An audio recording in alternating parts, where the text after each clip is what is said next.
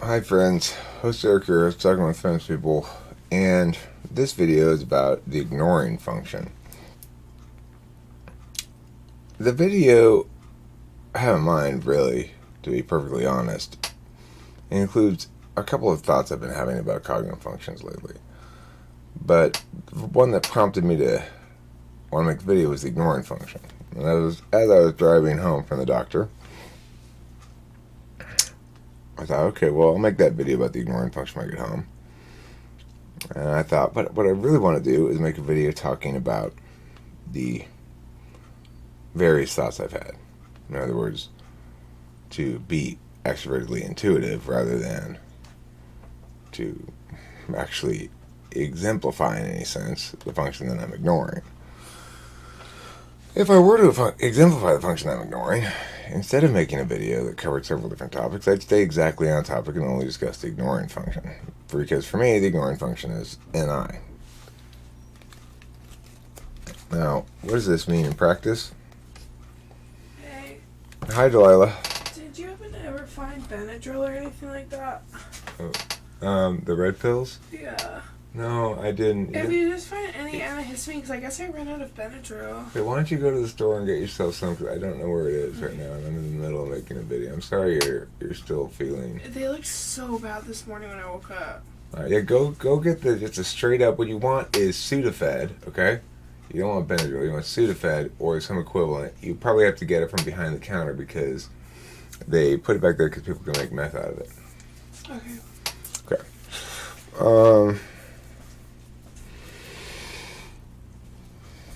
That's not part of the topic. But that's not me ignoring NI. That's Delilah just happening to come in and talk to me. She's got this issue where if she tries to get her eyelashes extended or something, or put fake eyelashes on, then she gets pink eye all the time. So it's like she wants to do all these like beauty techniques or whatever, but she doesn't respond well to the various beauty products.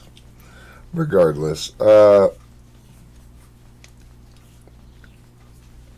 here's my thought about about introverted intuition for me, and the fifth slot function, the ignoring function. I think it's a corollary for other types as well. Is that so? I've discussed before in the value matrix how the fifth slot function is how you validate externals, and the reason it's how you validate externals is because since you're a dominant, whatever you are, the other side of that is something you're naturally going to achieve on almost always. So because I'm an extroverted intuitor, I'm going to be concerned with truth a lot. After all the ideas I have, their significance, impact, relevance, whatever, is going to be contingent on NI mostly. Now some of it is TI related, but the point is it's going to resonate ideationally on a deliberative level perhaps, but it will also resonate ideationally on a knowledge level. And ultimately the intuition part of it is one that requires one to accept truth, kind of the currency of meaning, as a limiting principle. So since we understand it as a limiting principle, then we assume that we're going to uphold that principle. For me, I assume that all my extroverted intuition is going to resonate on a truth level, one way or the other, and that I'm going to uphold the value of truth in my dealings with the world. Thus, when I fail to do so, and somebody calls me out on it, that's where I will typically roll over, show my throat, and be helpless to sort of defend myself. That my own self-critique is going to be at least as stern and I'll have as little way out from that critique as anybody else could possibly bring a critique upon me. I've got an example of this, and like a lot of things for me, they're sourced in SI, and that's another topic I kind of want to cover in this here, but the example is as follows. Kimberly has wounded me in various ways throughout the relationship, as I'm sure I've wounded her as well, as people do typically to one another. And I've explained to her on many occasions the kind of things that she says that I might be wounded by, and how the only things that wound me are word-related things, and yada yada yada. So, but Kimberly might very well say something very mean to me. She'll have trouble owning that that was wrong of her, and apologizing and acknowledging that she shouldn't have done that. However, there's an occasion one time when she accidentally knocked over the Hello Kitty guitar and broke it. That guitar is actually broken, that black one right there, at the neck. And she just fell all over herself with I'm sorry's and such. Same thing kind of when she washed my phone. Those are failures of SE. And I was like, well, don't worry about it. I mean, yeah, you broke the guitar. It was an accident. When am I going to be mad at you about that? No. You accidentally knocked it over, and the neck broke. Shit happens. The worst thing that's going to happen in a circumstance like that is I'm going to be sad about losing the object. But in this instance, it wasn't even the case with that, because I don't usually play the guitar. It doesn't sound very good. And whatever. Shit happens. I mean, so it shows you that we're our own harshest critics for sure in our ignoring function. And that we are willing to roll over and show our throat when we fail on that. We're going to be objective about our own success according to our ignoring function. And part of the reason is because we're judging everything externally against it. It's impossible to not feel deeply hypocritical when you yourself fail to uphold it, and regardless of whether even somebody else calls you out on it. So that was my thought on the ignoring function that I wanted to share. And then I wanted to discuss additionally ignoring my NI. That I should just end the video right there, I guess, but I have other thoughts I want to talk about. So how wattlecootery demonstrates how NE and SI work, right? So somebody might think, this is all laid out, the procession by which wattlecootery came to be a word and became used and stuff.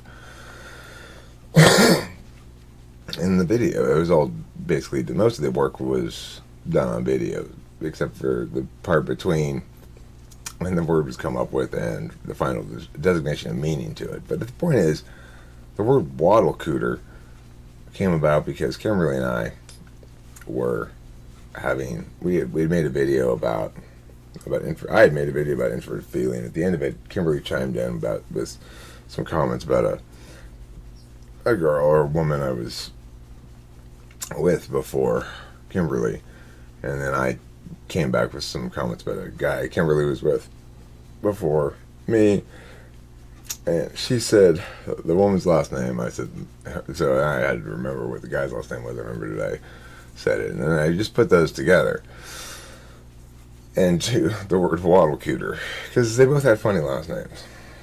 Anyway, the point is that SI is a source of all of that extroverted intuition. The extroverted intuition part is the putting the word waddle with the word cooter and playing around with it and thinking, oh, that sounds like a verb. When I first encountered it, I made jokes about, like, you gotta waddle cooter that thing down into the swamp, we're gonna waddle cooter it back up. Of course, you just mean whatever, like moving it or something. And then, like the next day, Kimberly was complaining about my dangle pants and how I shouldn't wear those pants. If I'm gonna wear those pants, I need to wear underwear with them, because she can see the outline of my schlong when I'm standing there with these dangle pants, as she called them. So I said, well, we need a word for that, actually, Kim, I think a wattlecoot is what that is called, what you're referring to. You keep not having a word for that. You're objecting to my wattlecoot. And then, there you go. So then I made a video saying, Waddlecoot is the word for the male equivalent of camel toe. And then I did a live stream last night in which I linked back into another SI concept, which was something I was joking around with probably a couple of years ago or 3 years ago, which was delineation, this word I made up that means to both delineate and iterate. At the time when I made up delineation, I thought it was absolutely hilarious, and I did this video where I'm trying to talk about it and I just can't stop laughing. I don't know, maybe I'll link to it in this one. But I almost kind of want to rewatch it now about delineation. So, that's really how any works. If you're wondering, like, well, how do people come up with something like waddlecooter? It's not. It's like I didn't come up with it, right? It presented itself. Like all the pieces are in front of you, and any dom goes, well, let's just try them together like this and this and this and this and this and see what. Oh, that's funny. So that's what creativity is. You see, it's like it's not actually. You're not really creating things with extroverted intuition. You're just sticking random shit together, and you're drawing from your SI memory little things that make things disparate, because my personal experience is unique and sort of unrelated to the universals. When I mix the universals with personal experience, you get funny things like that, and weirdness. So that's how extroverted intuition actually works. It mostly draws from introverted sensing, but it will draw from extroverted sensing as well. Just little like handholds, basically. If I'm telling a story about a boy who was obsessed with magnets, well, it's because there's some magnets over here on this metal thing, and I just go with that. I just take the magnets from the SE, and then probably, the boy was obsessed with magnets. My SI is now generating like childhood obsession memories that I might link to. I might say something like, it was back in the day of Pogs. Everybody was obsessed with Pogs. Not little Timmy. He was into magnets. Now I've got a story going, I've got a setting, I've got a scene. Oh, not a setting, but not a scene, but I've got a setting, in time at least. I could establish a setting that was physical if I wanted to, and I'd again draw from memory for that. I'd say, Timmy lived near a large garden area that was established for the public to come in and see exotic plants and animals. This area was all fenced off very carefully, but Timmy had found a hole in the fence and spent all of his days sneaking in, looking at the plants, touching the ferns, wriggling around with the Venus flytraps. Like the idea there of the arboretum, that's because I grew up next to an arboretum, So now Timmy's back in my childhood. He's in the era of Pogs. He's sneaking into the arboretum. The only thing that's not related to me at all is magnets. He's into magnets. The only thing that comes from the SE. But that causes the extrovert intuition now to diverge. So it goes back away from my childhood and I go. So I'm back to this original thought. So Timmy is in the arboretum one day and he's got in his pockets shit tons of magnets, of course, because he's obsessed with magnets. He likes the ones that look like a horseshoe that are red and black or whatever the other color is. But he has all kinds of different magnets, little rare earth magnets, blah, blah, blah. Well, he's walking through the fern grotto as usual. Only this time, instead of just staying on the path, he diverges a bit and he goes behind the ferns to see what's back there. All of a sudden, he feels himself being pulled towards something. He's being pulled by his pockets. Oh my God, there must be something enormously metallic there. Now, I didn't know these magnets were that strong. Well, pretty soon it gets scary, He's being pulled down and further into a heretofore unseen underground tunnel. And he's starting to panic, so he tries to strip off his pants, but his belt's on, and he's too slow, and before he knows it, he's pulled into a room. The steel door is shut behind him. Where did that stuff come from? Well, it's just sort of, I visualize him being pulled along and into an underground thing, and then I think, well, what do underground tunnels have? They've got like rooms, and it's like a mining shaft or something. I don't know. Just association, right? And then what would happen in the room, of course, is it would be a guard from the Arboretum who had caught him for sneaking into the Arboretum through the hole in the fence. Had been staking him out for ages trying to catch him. Never been able to catch him quite getting through the hole, but knew he wasn't paying, but wanted to catch him in the act. So what he did eventually was develop some technology to react to the magnets that he knew this Timmy always carried with him, because he had spent a lot of time now studying Timmy. This guard was really into his job. He was some kind of STJ, you know. Oh, let me go back to the top, you know. So there you have a story that's built all off of one little SEQ here, which is looking over here at the magnets, a bunch of SI, and then some sort of NI sense of wrap it all together again, and you got a little story. So that's how extroverted intuition and introverted sensing work together with extroverted sensing to be the engine of any creativity. Next, I want to talk about my doctor. So before I went to the doctor this morning, I thought to myself, I was thinking, I wonder what type he is. And immediately, my instinct shouted to me, I guess my introverted intuition said, ISTP, ISTP he is. Well, I went to the doctor, and then what happens to the doctor? I'm chatting with him as I usually do. He's, we get along fine. Hi, Kimberly, I'm making a video.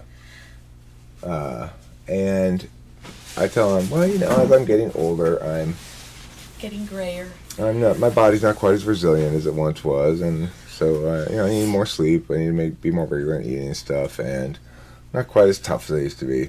And then he said, back to me, as people get older, their bodies get less resilient, less tough.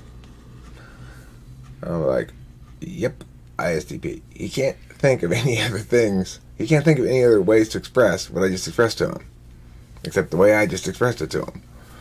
And no wonder I was able to talk him into giving me Adderall, despite the fact that the first thing he said when I went into his office that day to try to get prescribed amphetamines of some sort was, I don't prescribe those things. You're gonna have to go to a specialist.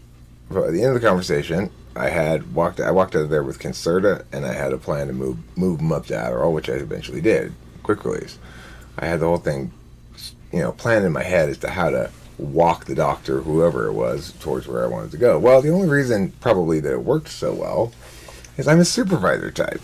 And I could totally feel it in there today, now that I was aware of it more and realized that that's been the case the whole time. I'm a supervisor type.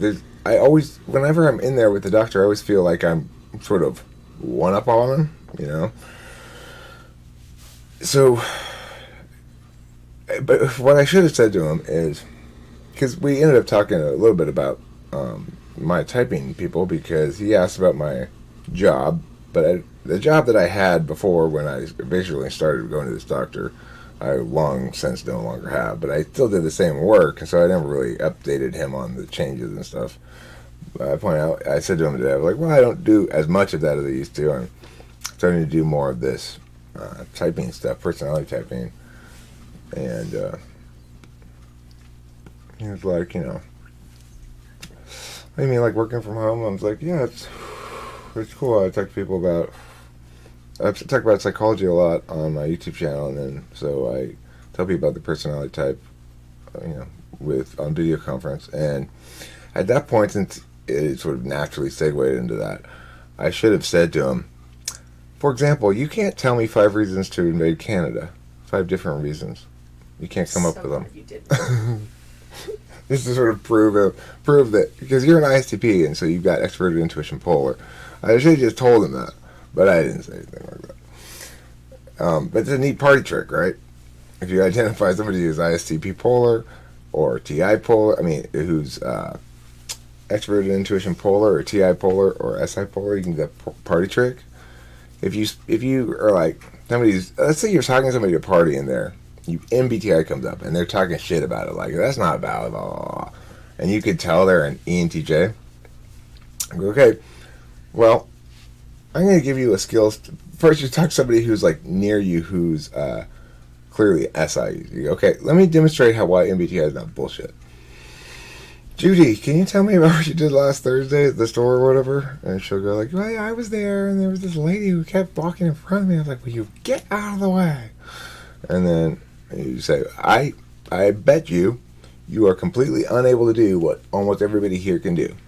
Namely, give a simple, detailed, personal, specific example from your past with details.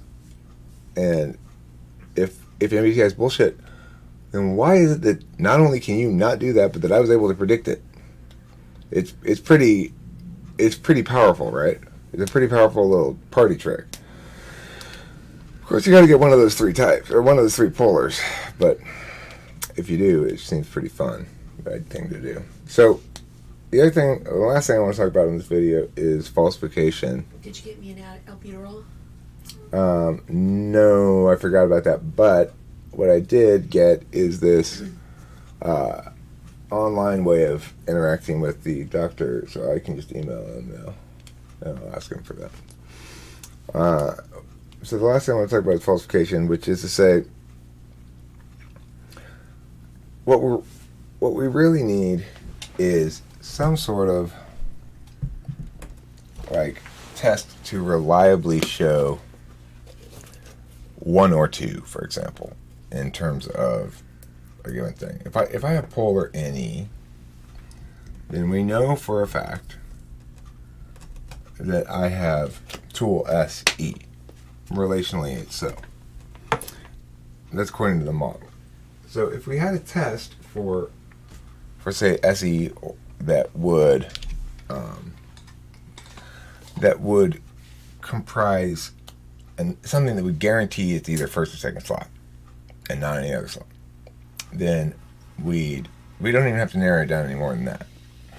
Then we could show that the idea is wrong by pointing to examples of individuals who have extroverted intuition polar and don't have extroverted sensing in the 1 or 2. I mean, it's going to be in the 2, but my point being, it's easier to come up with a test that narrows something down to 1 or 2 than it is to narrow it down to just specifically 2, because 1 and 2 are hard to distinguish from one another. And same thing with SI polar. You'd have you have a situation where it's always going to be NI tool. So if you could come up with a test that proves that the NI of a person is, if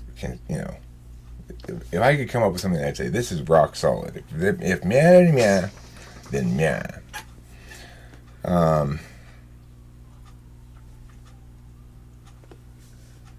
If that's the case, then we'd be able to make that link and falsify it by simply pointing to any single counterexample where the results are not consistent, where they get something other than SE.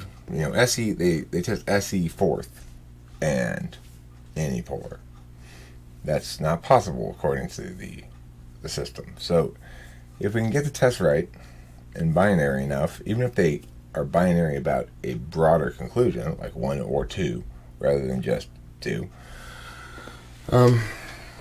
then we can start to verify. Because the thing is, the nice thing about falsification is when you fail to falsify, you start to verify. And that's all that's needed. But in the status quo, we can still falsify or verify to some extent. If you can find an individual who tests positive for polar SI and TI, for example, then that would falsify the idea. And it would say, okay, well, you're wrong. This model doesn't work. So there's another way. Another way you could falsify my approach in general is to go through the mechanics of lay them out and point to internal contradictions. Now that you're not going to succeed in that regard, but it's certainly a way you could falsify it, and it's a meetable burden. if there are such contradictions, internal contradictions, or breakdowns of the flow of the mechanics based on structural flaws, then pointing those out is able to be done just through argumentation and will itself falsify. So, I mean, that would be the easiest way to go about doing it, except I've been extremely careful about it. So, you're probably not going to make much hay there. If you do find something that you can critique internally like that, it's very unlikely to cascade, which means you might make you might point something out that causes me to tweak something within a node, but it's not going to be a top level thing. So it's not going to affect the architecture as a whole. The architecture's sound. It just fundamentally is. That's what I believe. And that's why I'm providing these falsification metrics so that people can say, all right, well, if it's right, it will meet these predictions. And if it's wrong, it won't. And if I can show this, then I prove that it doesn't it doesn't attain the thing it predicts it's going to attain, and as a consequence, I can conclude that this is hooey or hokum. So, please do continue to critique anything that I present as a means of typing. I really appreciate everybody's comments on the FE polar test.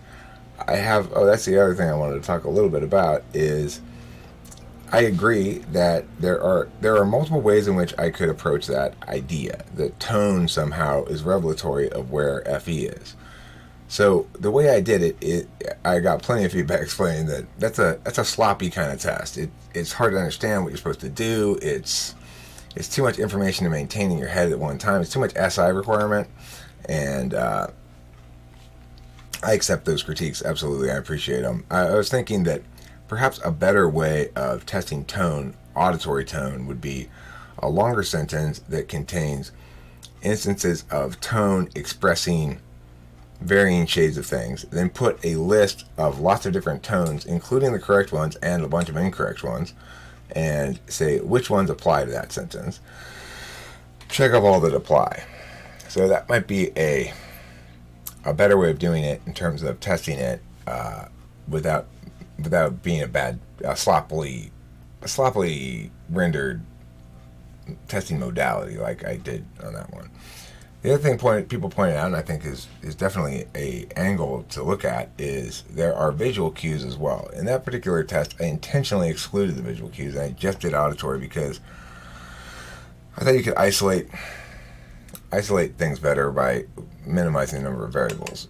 But it is also conceivable that you could take the same sentence auditorily, have the same tone, and just change the facial expressions such that you can isolate those and see what is conveyed by the facial expression, even when the tone is absolutely neutral. You could do one where it's both, a video one where it's both, where you're really acting. And the thing is, I can do most of those kind of acting things pretty well. It's not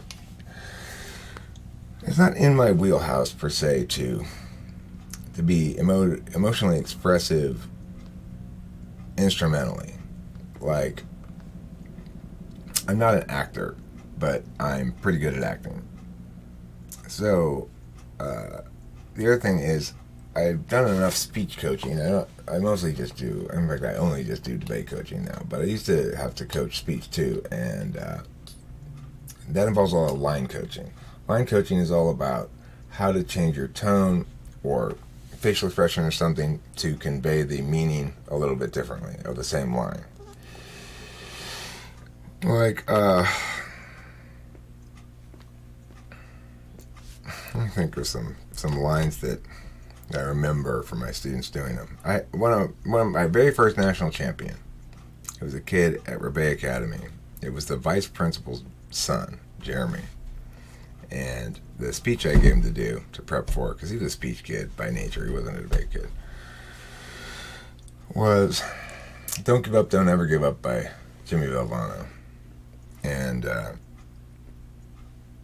I very distinctly remember doing a bunch of line coaching on that. Like, you laugh, you cry. Wait, no, you laugh. I forget the second one. Like, you laugh, you struggle, you let your emotions be moved to tears. That's a good day. That's a heck of a day. You know, there's another part of that speech where he's talking about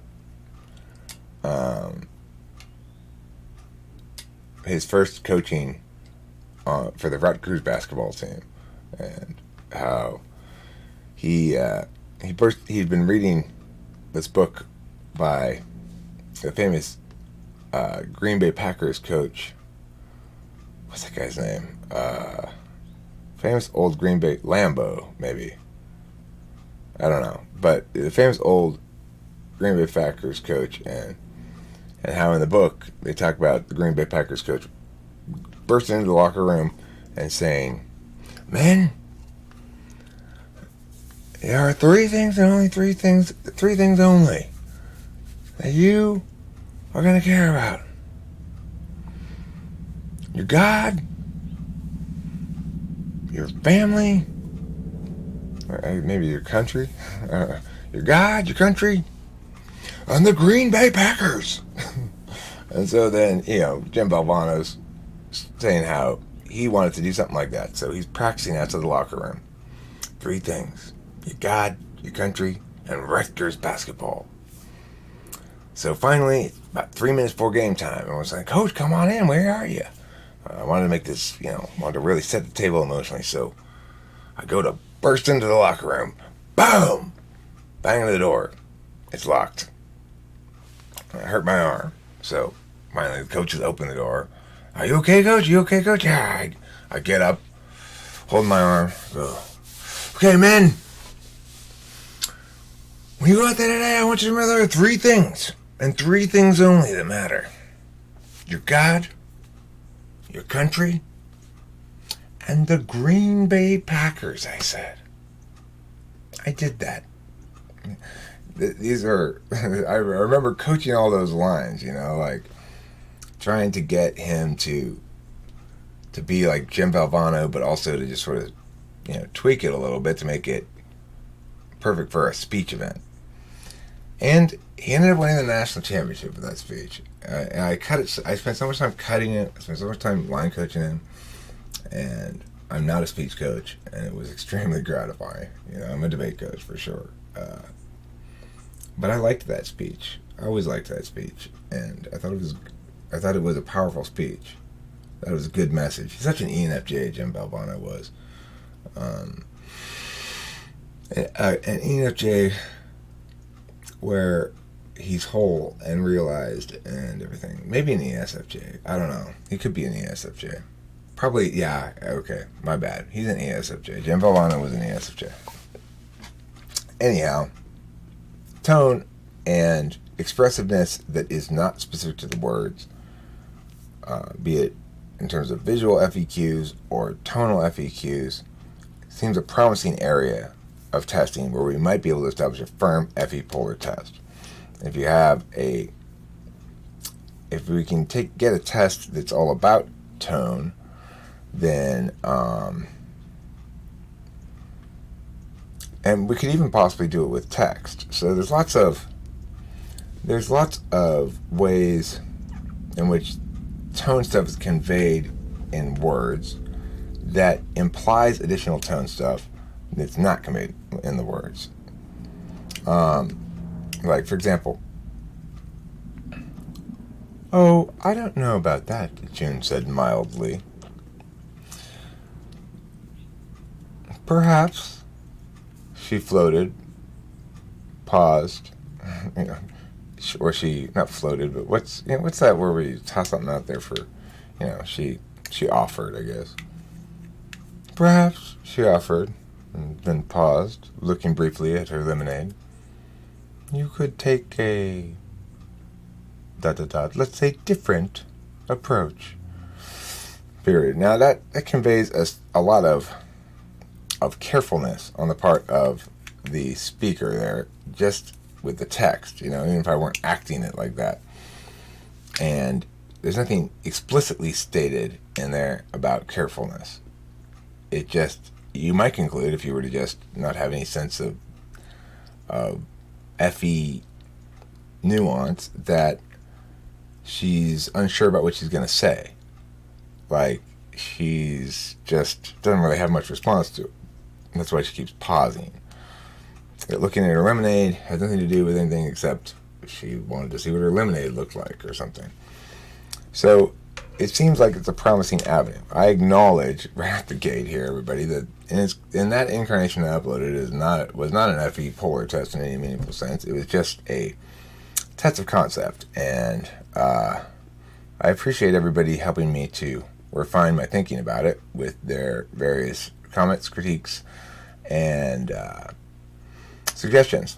So I will definitely continue developing that and put up another one. Somebody else asked me to make a video with all the polar tests. I only have the 3 at the moment, and I'm sort of working on 4 FE. I would say that an SE polar test would probably, as a skills test, involve like this. Can you please go to Google News, get me a link to an article on that's related to the current measles outbreak.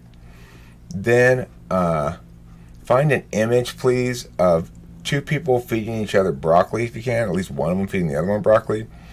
And then, open up an email, write that to me, putting in the link to the first article, the picture. And then what I'd also like you to do, please, is to find a brief audio clip somewhere that you can download of somebody saying something in Spanish, no more than 30 seconds long. Download that and then attach that to the email as well, please, and then send me that email. Can you do that right now? Without doing all those things without interruption, without stopping to do something else in the middle of it, or without successfully complete that task. It should take about 5 minutes. Let's see how long it takes to do that. If I was going to email myself something or whatever, I'm not going to do the email part, but if I were to do that thing. Okay, so the first thing I said you have to do is you got to get a Google News article about the measles thing. Thank you, darling. And so I would go like this. Measles. Now I didn't specify what kind of article or anything, so any article will do. I don't have to be picky about it. I don't have to ideate any further about whether this counts or not. So I just go, okay, this one is fine. This is good enough. So I just get the link here and copy, and then I'm gonna get a document to open here and put that, And the next thing I gotta do is get a picture of somebody feeding somebody else broccoli. So I go, person feeding broccoli to another. So then I'd look under images and these are just one person involved. You're supposed to feed it to another. This one will be fine. So I just, get this. Doesn't matter if it's a good one. I'm just trying to get the thing done, right? Just trying to check it off the list. I put that there, Let's pretend I attach that to this thing. And I got to go find something. Somebody speaking Spanish. Audio clip of Spanish spoken. And so, maybe if I couldn't find just the, I'd look for a .mp3, I guess. What are you talking about? I'm talking about how to do an SE polar test. So an SE polar test would... Are you giving away all your secrets? Well, no, Kim, they're not... And don't worry about that. That's silly. So I could just download Audio Lesson 101. This would have some Spanish in it. and I could just, click that. I'd have to save this somehow. Your first synergy verb save is as. I want. Quiero. Say And I there's want. your MP3. Quiero. And So then, at that point, I'd have to open up an email, dump those things into the email, push send. How long did that take? A couple of minutes to do all the things on the list? I don't actually want this file. Okay, so just stop downloading it. I'd like to bond with you. Okay, we will bond in 1 second, Kimberly. The point being, that's checking shit off a list. SE Polar can't do that. It's an odd personality test, but to assign someone a few successive tasks, list out what the details are, and say, check all these things off a list, and then come back to me, and don't do anything else in between, and follow through on this, I suspect INTPs and INFPs won't be able to do that without something coming up in the middle of it, So that's it for this. It's a possible SE Polar test, and I'm going to have to bond with Kimberly now. It's okay, though, because I got good news. I want to bond with her.